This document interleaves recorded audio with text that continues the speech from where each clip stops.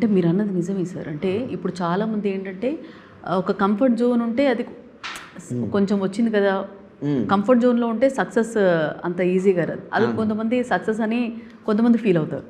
But fire అనేది comfort జోన్లో ఉంటే రాదు సక్సెస్.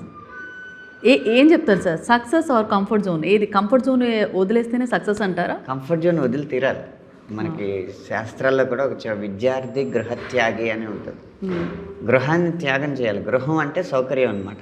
మన ఇంట్లో ఉన్నప్పుడు ఒక సగటు అబ్బాయికి అమ్మ వండి పెడుతుంది, నాన్న సంపాదించి పెడతాడు, అన్న రక్షణ ఇస్తూ ఉంటాడు, చెల్లి గ్లాస్తో మంచినీళ్ళు తీసుకొచ్చేస్తూ ఉంటుంది.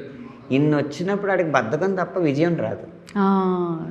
ఒక్కసారి అది వదిలొచ్చి వాడంటూ స్నేహితులతో రూమ్ పంచుకుంటా ఆ చిన్న స్థలంలో సర్దుకుపోయి పాత బుక్కులు తీసుకుని ముందు తరగతిలో చదివిన బుక్కులు తీసుకుని చదువుతా ప్రతి దాంట్లోనూ కష్టం చూసాడు అనుకోండి, విజయం సాధించాలన్న కసి పెరుగుతుంది.